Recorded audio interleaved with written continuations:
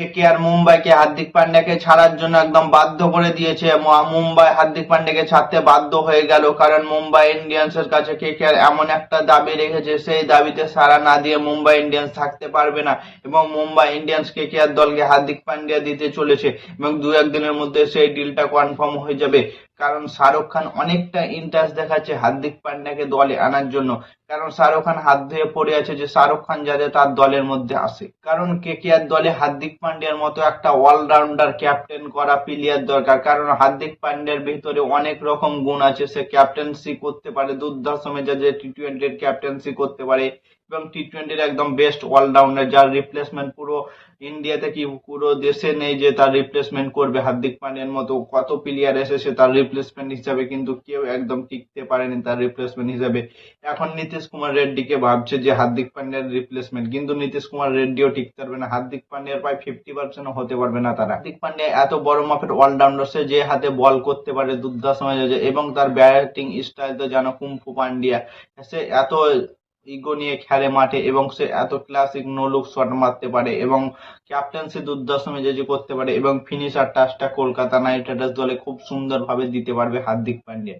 হার্দিক পান্ডিয়া যদি দলের মধ্যে আসতে চায় তো ক্যামেরন গ্রিনকে স্যাক্রিফাইস করতে হবে মুম্বাই ইন্ডিয়ান্সকে, কারণ মুম্বাই ইন্ডিয়ান্স দলে ক্যামেরন গ্রিন অলরেডি ছিল এবং মুম্বাই ইন্ডিয়ান্স দলে এখন 3 নম্বরে খেলার একটা প্লেয়ারের দরকার। সেখানে রোহিত শর্মা ওপেনিং করলে 3 নম্বরে খেলার প্লেয়ারের দরকার। সেখানে 3 নম্বরে খেলার মতো একটা প্লেয়ার হচ্ছে ক্যামেরন গ্রিন।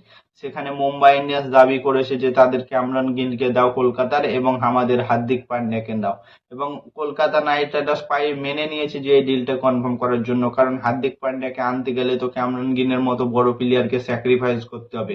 হার্দিক পান্ডিয়া যেমন বড় মাপের প্লেয়ার, সেরকম ক্যামেরন গ্রিনও বড় মাপের প্লেয়ার। হার্দিক পান্ডিয়াকে দলে আনতে গেলে তো এমনি এমনি আসবে না, কোনো প্লেয়ারকে তো দিতে হবে।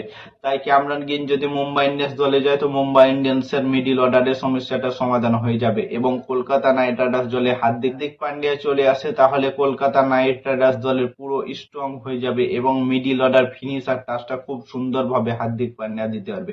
হার্দিক পান্ডিয়া যদি দলের মধ্যে আসে তো ধরো ফিনালেনের সাথে টিম সাইফার ওপেনিং করবে, কারণ ক্যাপ্টেন তো ইন্ডিয়ান প্লেয়ার, সেখানে দুটো বিদেশি ওপেনার খেলাতেই পারবে ইজিলি। ফিনালেনের সাথে টিম সাইফার ওপেনিং, 3 নম্বরে থাকবে রঘুবংশী, 4 নম্বরে মানিশ পান্ডিয়া, 5 নম্বরে রিঙ্কু সিং, 6 নম্বরে হার্দিক পান্ডিয়া, 7 নম্বরে অনুকূল, 8 নম্বরে সুনীল নারায়ণ, 9 নম্বরে লর্ড হর্ষিত রানা, 10 নম্বরে থাকবে বরুণ চক্রবর্তী, 11 নম্বরে কার্তিক। তো ইম্প্যাক্ট প্লেয়ার হিসেবে যে কোনো প্লেয়ারকে আনতে পারে, সেখানে অকশন থেকেও কোনো বলার আনতে পারে এবং কার্তিক তোগি আছে তো, এবং উমরান মালিকরা তো ইম্প্যাক্ট প্লেয়ার হিসাবে আছে। সেখানে কলকাতা নাইট রাইডার্সের কাছে 9 জন ব্যাটিং থাকবে, প্রপার 9 জন ব্যাটিং থাকবে অলরাউন্ডার। হর্ষিত রানা কত সুন্দরভাবে অলরাউন্ডার পারফরমেন্স করছে তোমরা সবাই জানো। এবং কলকাতা নাইট রাইডার্স দলের কাছে প্রায় 4 জন মতো অলরাউন্ডার প্লেয়ার থাকবে, হার্দিক পান্ডিয়া, অনুকূল রয়, সুনীল নারায়ণ এবং হর্ষিত রানা। 4 জন মিলে যদি ধরো 10 ওভার বল করলো এবং যে 3টে বলার আছে সুনীল নারায়ণ, বরুণ চক্রবর্তী এবং কার্তিক তোগি, এরা 3 জন মিলে 10 ওভার, মানে 20 ওভারের সমস্যার সমাধান হয়ে গেল কলকাতা নাইট রাইডার্স দলে। কলকাতা নাইট রাইডার্স দলে হার্দিক পান্ডিয়াকে কে কে দেখতে চাও কমেন্ট করে জানাও এবং কেকেআর এর নতুন আপডেট পেতে চ্যানেলটাকে সাবস্ক্রাইব এবং ফলো করতে ভুলো না। ততক্ষণের জন্য টাটা, বাই বাই, জয় হিন্দ।